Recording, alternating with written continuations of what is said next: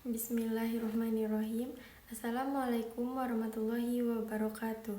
Perkenalkan, saya Alifia Humaira Diva dengan NIM 2405378 dari Program Studi Pendidikan Ekonomi, Fakultas Ekonomi dan Bisnis, Universitas Negeri Padang. Baik, di sini saya akan menjelaskan materi ekonomi mikro mengenai permasalahan pokok ekonomi dengan dosen pengampu Bapak Dr. Haji Zul Afdal, SPD, MPD. Baik, yang pertama ada pengertian masalah pokok ekonomi. Masalah pokok ekonomi adalah persoalan mendasar yang dihadapi oleh individu, kelompok, masyarakat, maupun negara dalam mengelola sumber daya yang terbatas untuk memenuhi kebutuhan manusia yang tidak terbatas.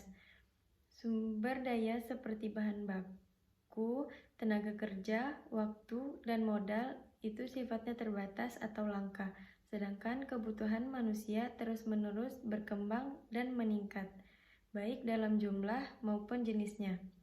Ketidakseimbangan antara keterbatasan sumber daya dan kebutuhan ini memunculkan masalah yang memerlukan penyelesaian melalui pengambilan keputusan ekonomi yang bijaksana.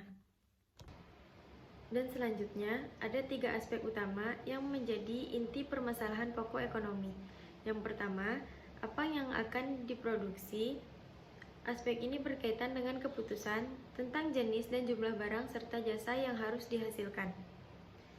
Setiap masyarakat atau negara memiliki prioritas yang berbeda, tergantung pada kebutuhan, preferensi, dan tingkat perkembangan ekonominya. Misalnya, negara berkembang mungkin lebih memprioritaskan kebutuhan dasar seperti pangan, pakaian, perumahan. Sedangkan negara maju cenderung lebih fokus pada barang dan jasa yang berorientasi pada teknologi dan gaya hidup. Yang kedua, bagaimana cara memproduksi. Aspek ini menyangkut metode atau cara yang digunakan untuk menghasilkan barang dan jasa. Pilihan ini melibatkan keputusan tentang penggunaan teknologi, tenaga kerja, bahan baku, serta modal yang efisien dan berkelanjutan. Faktor lain yang turut dipertimbangkan adalah dampak terhadap lingkungan, biaya produksi, dan efektivitas dalam meningkatkan kesejahteraan masyarakat. Dan yang ketiga ada untuk siapa barang dan jasa diproduksi. Aspek ini berfokus pada bagaimana barang dan jasa didistribusikan kepada masyarakat.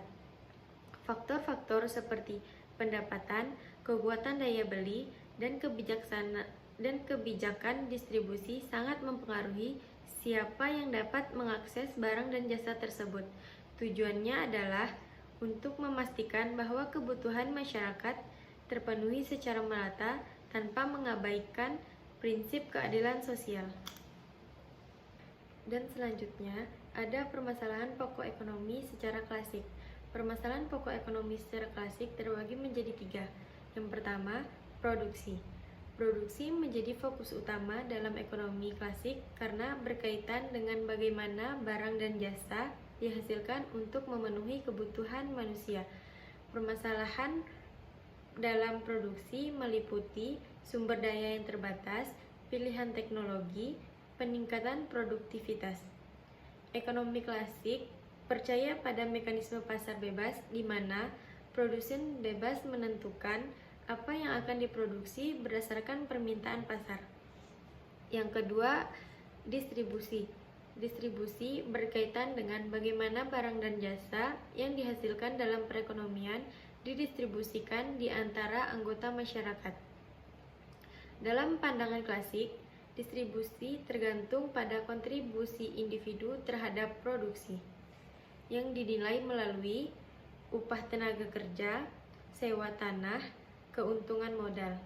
Namun, ekonomi klasik juga menyadari bahwa mekanisme pasar bisa menciptakan ketimpangan sehingga permasalahan distribusi menjadi tantangan yang perlu diatasi. Dan yang ketiga ada konsumsi. Konsumsi mencerminkan bagaimana barang dan jasa yang tersedia digunakan untuk memenuhi kebutuhan individu. Permasalahan yang sering muncul adalah kesenjangan antara kebutuhan dan daya beli. Prioritas kebutuhan bagaimana mengutamakan konsumsi barang yang esensial dibanding barang mewah.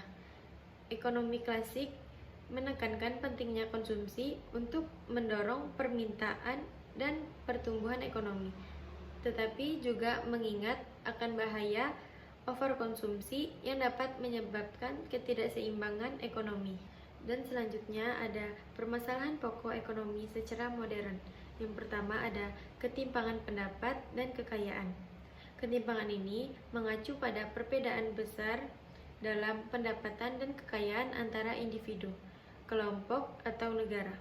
Peningkatan ketimpangan pendapat bisa terjadi akibat akses yang tidak merata terhadap sumber daya, pendidikan, dan peluang ekonomi. Hal ini dapat memperburuk ketidaksetaraan sosial dan mempengaruhi stabilitas ekonomi. Dampaknya, ketimpangan yang semakin besar dapat memperburuk kemiskinan, menciptakan ketidakadilan sosial, dan menurunkan mobilitas sosial.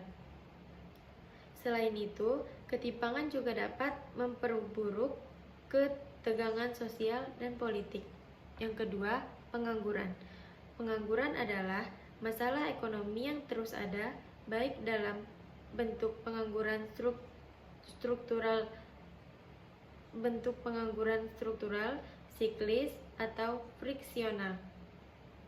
Pengangguran struktural muncul ketika keterampilan tenaga kerja tidak sesuai dengan kebutuhan pasar. Sementara pengangguran siklis terjadi selama resesi ekonomi. Dampaknya, tingginya tingkat pengangguran dapat menghambat pertumbuhan ekonomi, meningkatnya ketidakstabilan sosial, dan memperburuk ketimpangan sosial. Ini juga dapat meningkatkan tergantungan pada bantuan sosial dan meningkatkan beban anggaran negara. Dan yang ketiga, perubahan iklim dan lingkungan. Perubahan iklim dan kerusakan lingkungan menjadi tantangan besar dalam ekonomi modern. Aktivitas manusia, terutama dalam melalui industri, pertanian, dan konsumsi energi, telah menyebabkan emisi gas rumah kaca yang memperburuk pemanasan global. Dampaknya, perubahan iklim dapat menyebabkan bencana alam yang merugikan ekonomi, meningkatkan biaya asuransi, dan merusak infrastruktur. Sektor pertanian dan sumber daya alam juga sangat rentan terhadap perubahan iklim, yang dapat mengancam ketahanan pangan dan kesejahteraan masyarakat. Yang keempat, ketahanan energi. Ketahanan energi berhubungan dengan kemampuan negara untuk menyediakan pasokan energi yang cukup, aman, dan berkelanjutan. Ketergantungan pada sumber energi fosil yang terbatas dan polarisasi pasokan energi di tingkat global dapat menambah kerentanannya. Dampaknya, ketahanan energi yang lemah dapat menyebabkan krisis energi, fluktuasi harga energi yang ekstrim, dan ketergantungan pada negara penghasil energi. Isu ini juga terkait dengan kebutuhan untuk beralih ke energi terbaru guna mengurangi dampak lingkungan dan ketergantungan pada bahan bakar fosil. Yang kelima, globalisasi dan ketidakpastian ekonomi. Globalisasi mengacu pada proses integrasi pasar global, di mana negara-negara saling bergantung satu sama lain melalui perdagangan, investasi, dan teknologi. Meskipun globalisasi dapat mendorong pertumbuhan ekonomi, ia juga menyebabkan ketidakpastian seperti dampak krisis ekonomi global atau ketegangan perdagangan antar negara. Dampaknya, ketidakpastian ekonomi dapat memperburuk fluktuasi pasar finansial, menciptakan ketegangan dalam hubungan internasional, dan meningkatkan resiko krisis ekonomi global yang dapat mempengaruhi banyak negara secara bersamaan. Yang keenam, ada inovasi teknologi dan otomatisasi. Kemajuan teknologi dan otomatisasi merubah cara produksi dan konsumsi dalam perekonomian. Meskipun teknologi dapat meningkatkan efisiensi dan produktivitas, ia juga dapat mengganti pekerjaan manusia dan menciptakan ketimpangan dalam akses teknologi. Dampaknya, inovasi teknologi yang cepat dapat menyebabkan hilangnya lapangan pekerjaan. serta mengarah pada pergeseran dalam keterampilan yang dibutuhkan di pasar tenaga kerja. Selain itu, teknologi juga dapat memperburuk ketimpangan antara negara maju dan negara berkembang. Yang ketujuh, utang publik. Utang publik terjadi ketika pemerintah meminjam dana untuk membiayai defisit anggaran. Dalam ekonomi modern, peningkatan utang publik dapat menjadi masalah besar, terutama ketika negara memiliki utang yang besar dibanding dengan produk domestik bruto mereka. Dampaknya, utang publik yang tinggi dapat membebani anggaran negara dengan biaya bunga, mengurangi kemampuan untuk membiayai program sosial dan pembangunan infrastruktur, serta meningkatkan ketergantungan pada pemberi pinjaman internasional. Utang yang tidak terkendali juga dapat merusak stabilitas ekonomi negara. Dan yang terakhir ada kesimpulan. Secara keseluruhan, permasalahan pokok ekonomi klasik lebih berfokus pada efisiensi pasar dalam memproduksi, mendistribusikan, dan mengkonsumsi barang serta jasa. Mereka lebih mengutamakan prinsip pasar bebas untuk mencapai keseimbangan.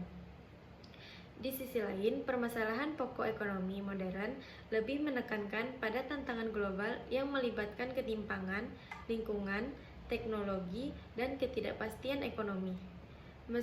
Meskipun beberapa prinsip dasar ekonomi klasik tetap relevan, ekonomi modern memerlukan pemahaman dan kebijakan yang lebih adaptif untuk menghadapi kompleksitas, globalisasi, dan perubahan yang cepat.